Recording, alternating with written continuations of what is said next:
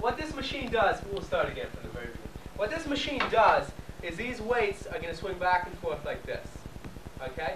And the idea of this is that the long ones take long to go back and forth, and the short ones take a short time to go back and forth. Okay? So when we pull these all back, pull these all back and let them go. Okay? And you can go like this. Nice. Okay? And that it just keeps going and going and going.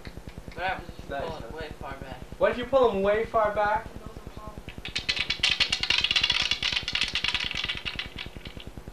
How far is way far? Almost so it's horizontal. Oh, probably. What happens is things like to tangle up. If you give them more energy, you do it very well. I'll go back a little further. Oh.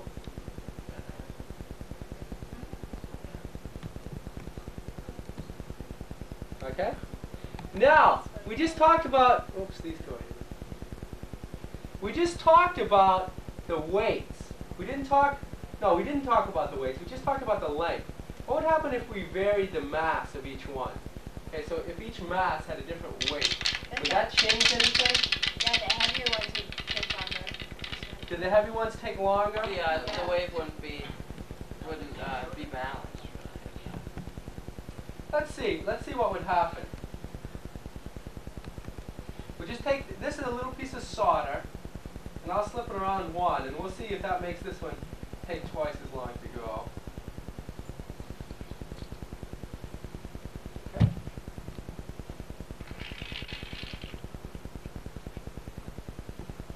Does that make it take twice as long? No. No, does it do anything? No. No. Turns out it doesn't really do anything at all to it. Okay? So if you make one heavier, these could all be different weights, and it would still work. Okay? So the weight has really nothing to do with it. It's just the length. Okay. Now, which way did the wave go when we did this? The wave went this way, and which way did the weights go? They went back and forth. Okay. So that was the example of the waves going this way and the motion of each particle going back and forth. Can we see an example of that in another way? Is there a clamp down there? Right on the floor there. Can we do another example of the motion of each particle going back and forth and the wave going sideways? Yeah, we can, and I have it with me. A big spring. So you can hold this end. Oh, that's cool. And you can hold this other end. Can you stand in that other corner back there? Oh, way back there? Way back there. You guys just in the hallway there. And just hang on really tight. You let go. No, hang on to the spring. Is it going to pinch me? Hang on really tight. Okay, what we're going to do here is we're going to put a little wave into this by pulling sideways. Okay, do you see which way is the wave going? It's going this way. Well, which way did we put energy into each little coil of spring? We put that in sideways. Okay? So here, we're pulling it sideways. Let go. And the wave goes longitudinally. What kind of wave is this called? Do you remember? Transverse. Excellent. Is there another kind of wave that you've studied already? Compressional. Right. Now, Shanta is going to help me do a compressional wave. Yeah. Can we get the end? You can just pull that in. Great. Now, we have to move this thing away to do the compressional wave. Right, like that. Let's go on the other side of that little metal thing.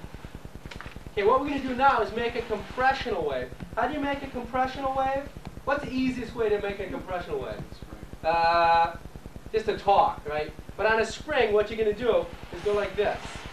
Okay? So we can make compressional waves just by compressing it and then pulling back. Okay? So what does a wave look like when if you could stop it? There'd be all these compressed coils, And right next to the compressed ones, they'd be spread further apart, and that's called rarefied. Okay? So a part is going to be compressed, and the other part is going to be rarefied. Now, is there any way we could find out the speed of a wave, like a compressional wave? Frequency. How could we do it? Say it again. 1 second? Watch how many waves go by a certain point in 1 second. Okay. But how about, let's just measure the speed of this right here. How could we measure that speed of just one wave? If we do a whole bunch, is their speed going to be different than the speed of just one by itself? Do you think the speed would be different if we have a whole bunch? Or if we just have one? What do you think? No way to know?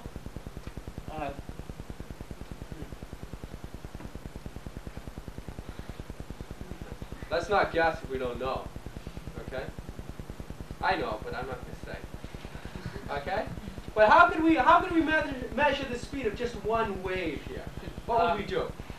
Count how long it takes to do this. Count how long Count how long? how long it takes for the wave to die out until it stops. Okay, that's another thing about these waves. There's a lot of dampening, or there's a lot of friction on here. Okay, so if we did want to measure the speed, we should measure it where it doesn't, before it starts to slow down. Okay, because once it starts to slow down, that's not fair anymore. So what we'll do, we can measure how long it takes to go this far. I'll give it a big wave, and we'll see how long it takes to go this far. On your mark, get set, go. About how long? 2 seconds. Was that about 2 1. or 1? Yeah, 1. I don't know, something like that. This is just a crude way to measure it, and it went about a meter. So it took about 2 seconds, or 3, or 1, to go a meter. If it took 2, how fast is that going? 2. Oh, is that right?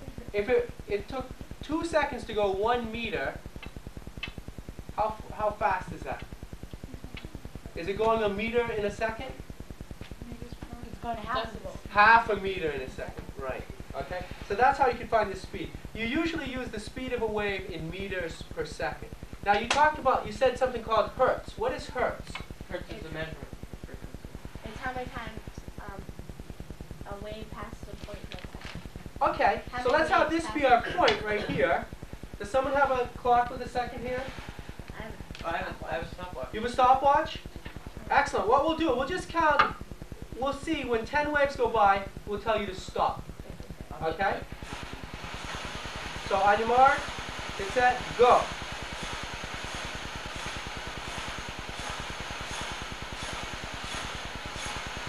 Stop.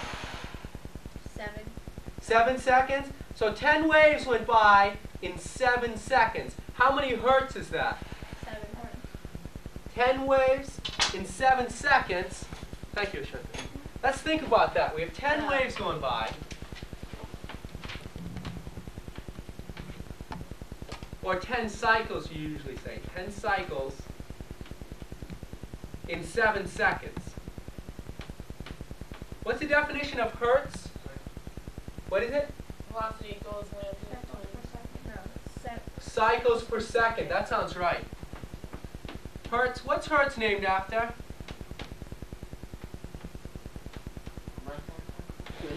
Yeah, that's right. Okay, a guy named Heinrich Hertz. He was important for these kind of things. Okay? And Hertz is going to be cycles per second. We have 7 seconds. That's in the denominator. We have 10 cycles. That's in the numerator. Okay? So we'll have 7 over 10 cycles per second. What? 10 over 7 cycles per second. So what's 10 over 7? 1 3/7. 1 3/7. Excellent. Okay, so that's the frequency is 1 3/7 hertz. Now I'm ready to